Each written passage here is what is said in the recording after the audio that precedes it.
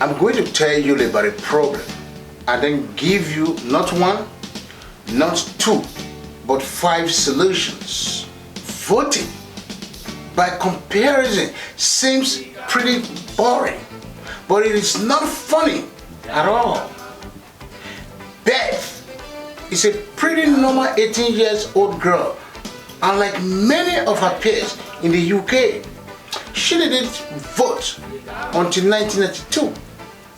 In 1992, more than 60% of 18 to 24 years olds voted in general elections. By 2010, that number had dropped to 44%, and the most recent polls show that only 24% or less, that 1 in 4, are sure to vote in the next general election. And that means we're in trouble. Because in a democracy, the whole population rules, usually through people who have been elected. But if most young people don't vote for these representatives, how can they represent them? And it is likely that many of these young people will have kids who are much less likely to vote than their parents if their parents don't. So the number of people who vote will drop to a ridiculously low level, where democracy is a sham and politicians are even worse. It's not going to change anything. This is a little bit more controversial. Am I really saying that politicians don't want something that is important to our democracy? Yes, I am. I think they like the way things are. Why? Politicians' main goal is to get votes, and young people were expected not to vote. So no one is going after them. The government takes care of the old people who voted for them. So, with kind of living, you could say that the youngest people are hit the hardest. So, broken promises about tuition fees, plans to end work benefits for people under 20, and the end of the education, maintenance, allowance are just some of the things that are wrong. But politicians would do well to remember that these young people have a huge amount of power that should scare the people in Nigeria that is mostly dormant. Let's do a quick, easy sum. Let's say that all of the Nigeria's 200 million people between the ages of 18 and 24 who were eligible to vote had signed up and voted in the 2015 general election. Oh, and that they had all voted for the same political party. Excuse me. Now we know that there wasn't a clear winner in that election. So, if they had all voted for Buhari, you will put the new numbers into a swingometer and get good number of seats for the APC. You will do the same thing for the PDP. All of them voted for the APC, giving the APC a majority of seats. So, just give that some thought. If everyone had voted Buhari, would have a Buhari government right now. If they all voted for PDP, we would have a PDP government right now, which is the hidden power. Now, I am in a pretty interesting situation because I've never been involved in politics before. I've never been a member of a political party, but I have spent most of the last 10 years speaking to teens. So kids stop me on the street to talk or do other things. 65% of my Twitter following is under 25. And even go so far as to say that I get along well with young people. So I'd like to quickly bust a common myth about them. Young people who don't vote don't do so because they don't care, don't care enough, or are too lazy, as the media and some leaders might have you believe. From what I've said, they do care.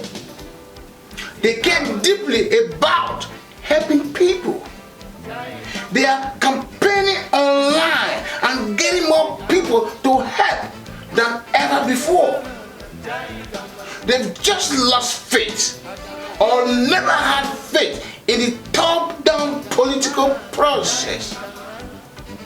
They don't think that the top political leaders understand the problems that affect them the most.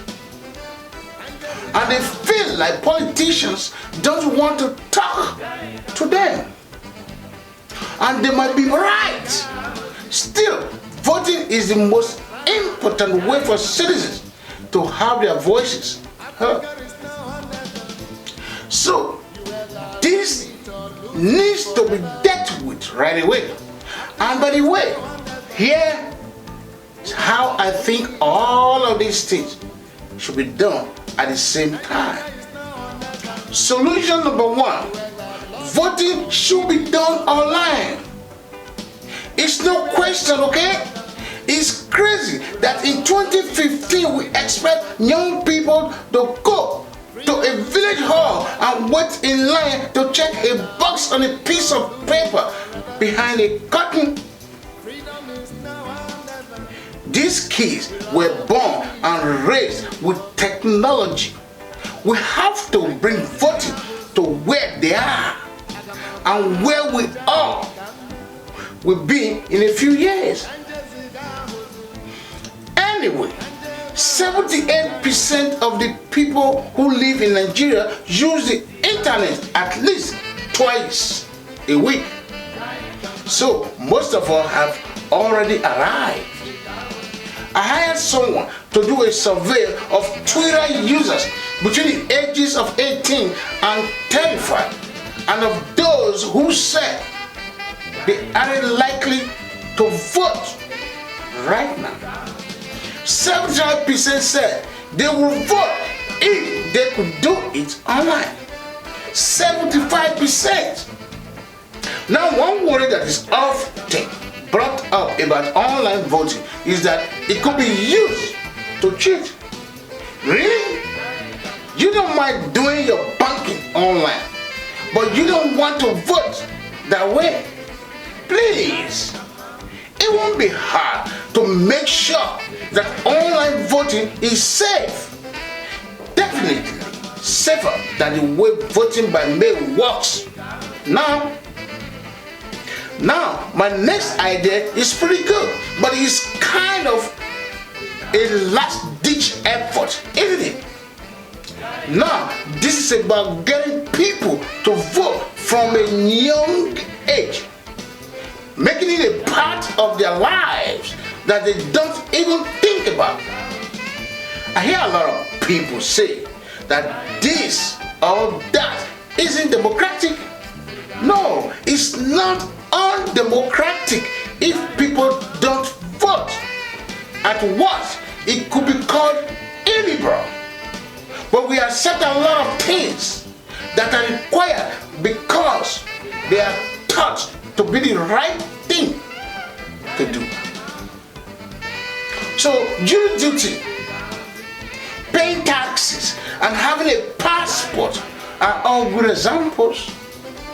Now, the Russell Brands among us would have to carefully opt out. But I will make sure that the process of opting out was much more of a crapshoot than voting itself. Now, it's also clear that forcing people to vote for one of the parties is wrong. If none of the parties available do a good job of representing their views, so the third option is to start with this. Now, the same thing as voting, none of the above is not voting. The main difference between the two is that people who don't vote aren't taken into account, but all of the votes above have to be counted and taken into account. So let's say that none of the above wins some seats. No, that none of the above wins a lot of seats. None of the above gets the most votes, and the seats in the Senate are empty. So it looks like the whole place is empty. It's kind of glib. But wouldn't that be the ultimate way for the electorate to show how unhappy they are? It would need to be wound up. So I will call for another vote. Then, for the next 6 months, let's say, the parties will be fighting over your votes. They will be so desperate that they will do anything to get your support back. And that can be a bad thing. When it comes to mandatory voting, a very worrying worry is that you end up with voters who don't know what they are voting for or who they are voting for, but are voting because they don't want to pay a fine. This is a very dangerous way of thinking, because who are you to say when someone is well informed enough? Is it me? Who will we end up leaving out? To make a comparison, many people who wanted to vote in Louisiana in the early 60s had to take a kind of fake intelligence test that was dressed up as a reading test.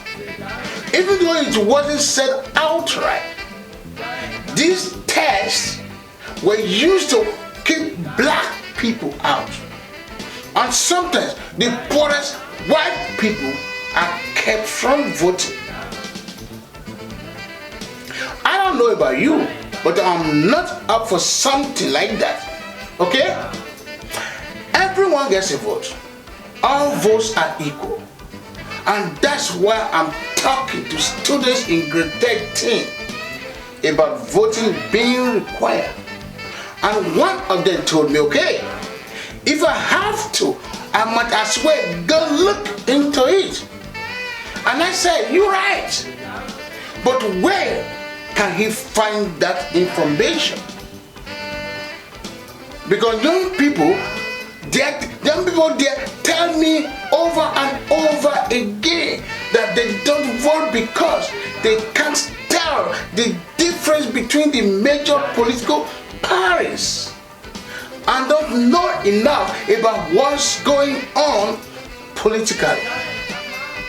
And why should that be a shock? Look at these three party platforms from the last general election. They are from 3 different parties, but they all say the same meaningless platitudes. And then there is this huge, fast moving stream of information in the media that's hard to keep up with. And what people really need is somewhere to start. This is where these fit in. Basically, you go online and choose from a few options to answer a series of questions. And then at the end, the app matches you with a party that you have most in common with. Now, INEC also wants the parties to be clear, because when the designers talk to the parties to find out where they stand on every issue, the parties can't be vague or talk a lot about fairness. They need to stand firm on a clear position.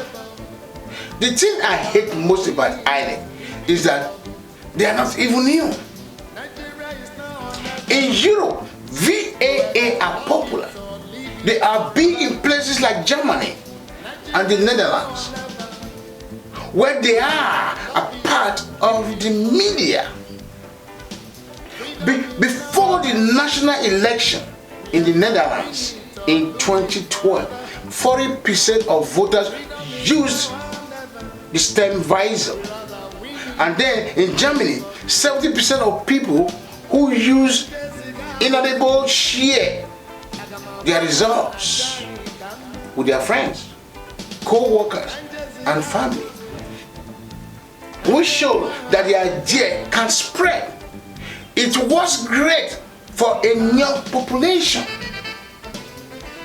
We are so used to talking to each other through social networks. We need a VAA there. Now we need it in schools, along with more political and citizenship education, starting at a young age. Now I'll talk about my last idea. What is it? Adam Jogi was 22 years old and was just elected as a councillor in the North London neighborhood of Edge. It is silly to say that you can only be represented by people who are just like you, but it does help. If you can see some people in power who are a little bit like you, that might help. So I went to see Adam and asked him if he thought young people voted for him because he was young. And he said yes, in a clear way. He knew that a lot of young people had voted for him because they knew him, had heard of him, or saw him as someone they could talk to and relate to. In other words, the kids at the school I went to said this. They said this about politicians. They are old guys. That doesn't happen very often. It'd be helpful.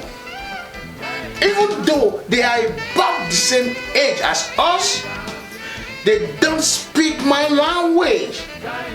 This year's winner of The Voice was 18 years old Jermaine Jackman, and a former member of the Hackney Youth Parliament, said, all this government go. What's going on? He also knew how important it was for someone like him to bridge the gap between young people and the government in Westminster. And not just people who are 17 or 18 years old feel this way. Half of the Twitter users between the ages of 18 and 35 said they'd be more likely to vote for someone their own age. So we need more Adam Jovi that is where Peter Obi comes in. And if more young people vote, I think there will be more people like Adam Jogi. So those are the 5 ideas I have. If any politicians have seen this and thought, wow, that's really unfair, I like to say I care a lot about kids and teens. I want them to vote very much. That's awesome. So show me where I am wrong.